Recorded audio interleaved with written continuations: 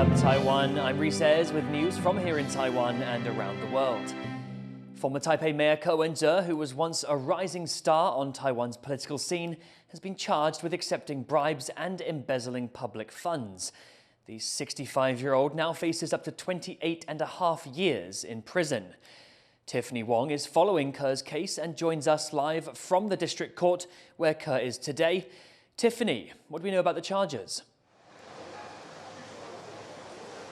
Hi, Reece. Former Taipei City Mayor Wen-je has been charged with several offenses under the crime of corruption, some regarding a construction project during his time as Taipei City Mayor, which prosecutors say he received over $500,000 in bribes for. He's also facing charges for mishandling political donations during his unsuccessful bid for the presidency, regarding $2 million there. Now, if found guilty, he could face up to 28.5 years in jail.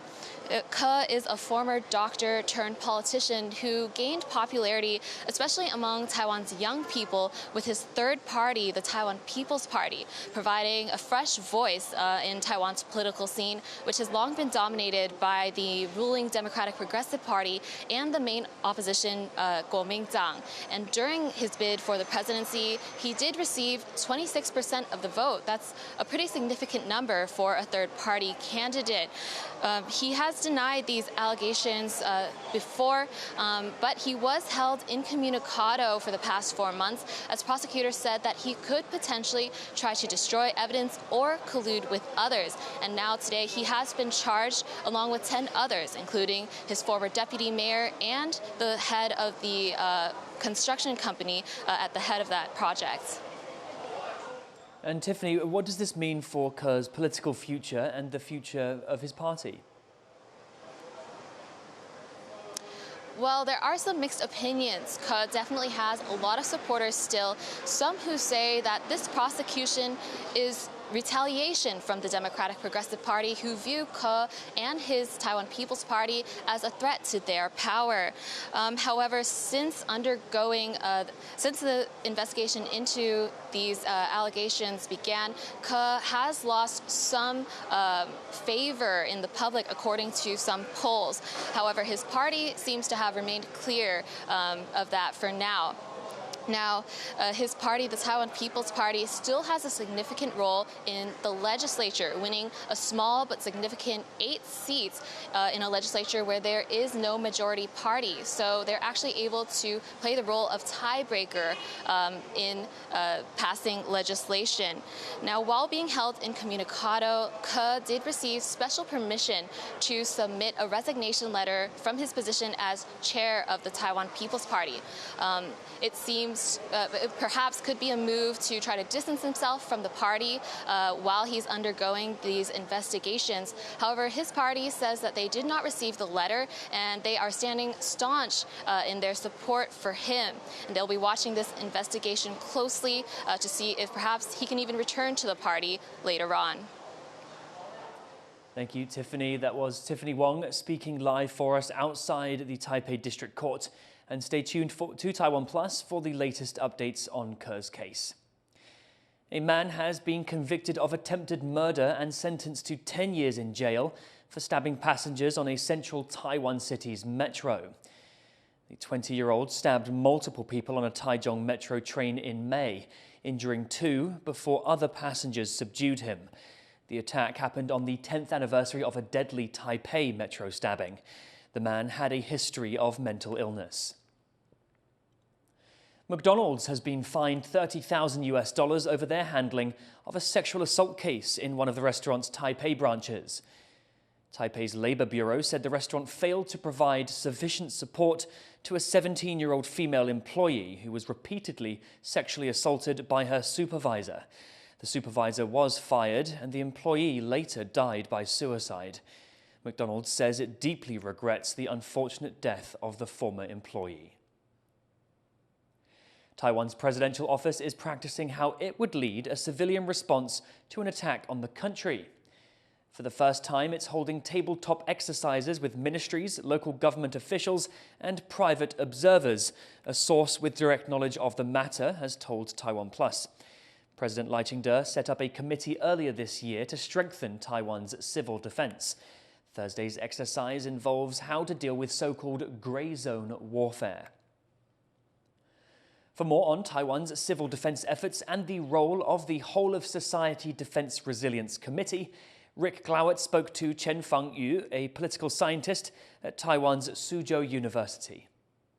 Why does Taiwan need to have a committee like this? What function does it form for Taiwan? I think it's very necessary because in the past we see that China is pushing forward for more coercion on Taiwan. So we need to speed up all of the military reforms, also to speed up for training for the whole society.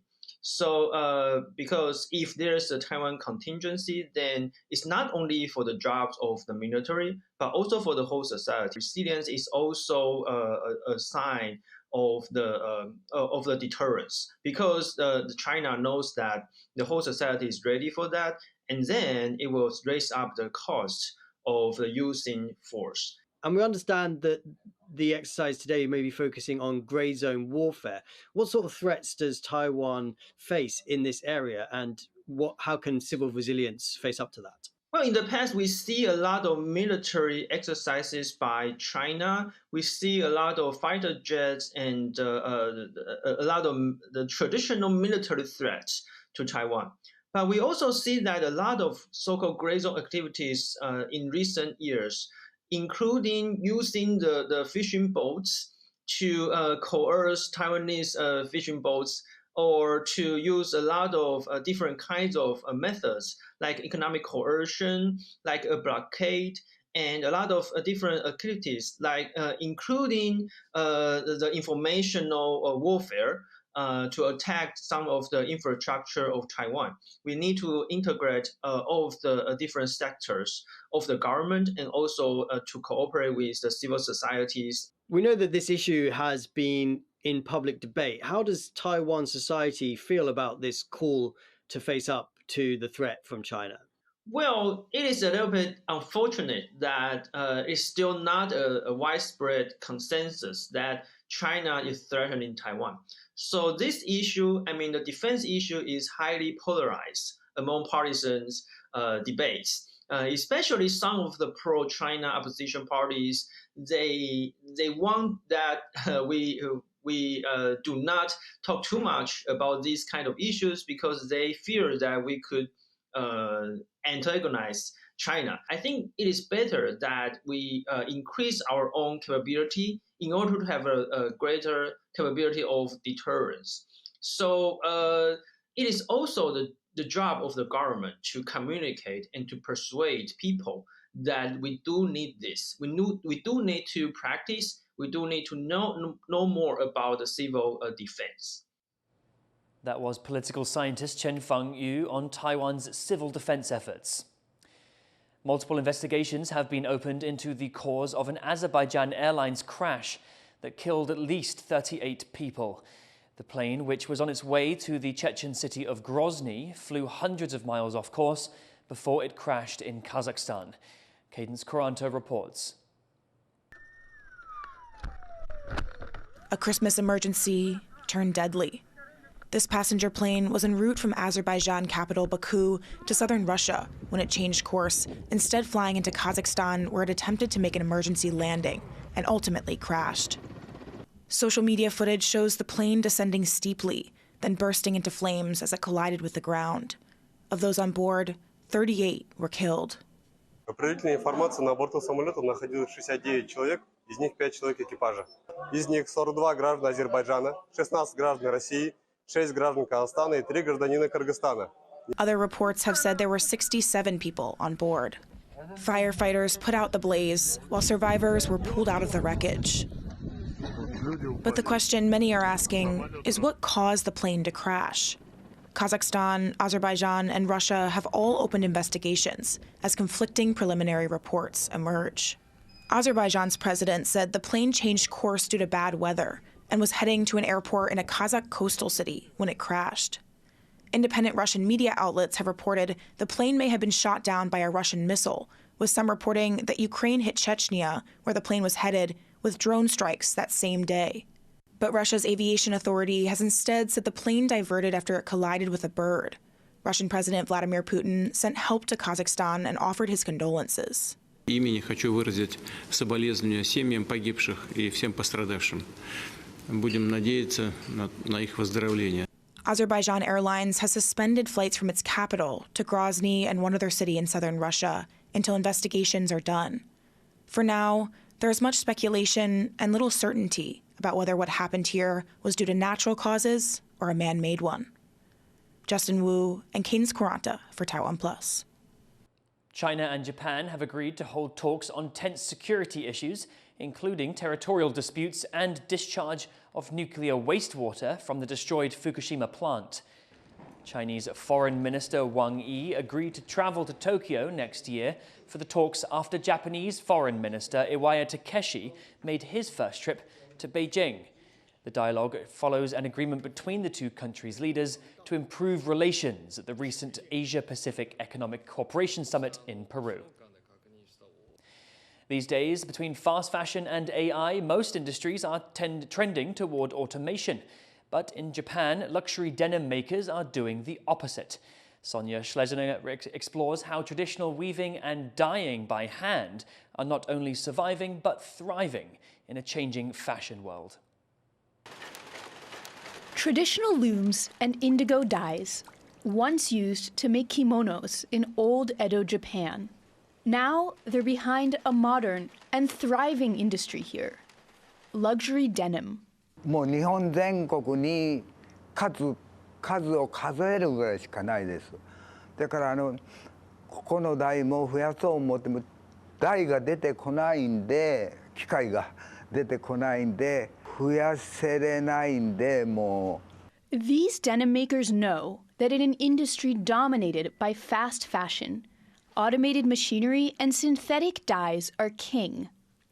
But they say that natural dyes and hand weaving last longer and have aesthetic advantages too. 化学染料の場合はその青色でもこう深みがない青色いうんですかね。触ってみても地合いがすごく滑らかで、ジーンズにした場合は結構長持ちします。Denim makers believe that their jeans quality can not only outlast the years that wear denim down, but also the technological changes that every industry is facing. Some believe it could even help. AI に置き換えられない仕事だと思ってるんで、5年、10年、20年後には全く違う構造になってると思うんですよね。職人こそ豊かな生活だったり、やっぱりそれ絶対的に未来においては価値があって貴重なものになると思うので。Customers from around the world are lining up to partake. Japanese denim has become a coveted luxury abroad, with companies making up to 40% of their sales from overseas. The most expensive pairs of jeans sell for up to $1,300 in the US. I think the raw denim is quite nice as well, especially seeing all the samples with all the fades. Yeah, I think I'm looking for raw denim jeans now. Offering lifetime repair warranties for fixes to the material, these denim makers hope that the industry will continue to thrive for their customers' sake. Because a well-worn pair of jeans, they say, can trace the paths of their customers' lives for decades. Patrick Chen and Sonia Schlesinger for TaiwanPlus. Thank you for watching What's Up Taiwan. You can visit the TaiwanPlus website or follow our social media for more stories from Taiwan and around the world. Finally, we head over to Nepal for the country's first hot air balloon festival held in the city of Pokhara. I'm Reece. Take care and see you next time.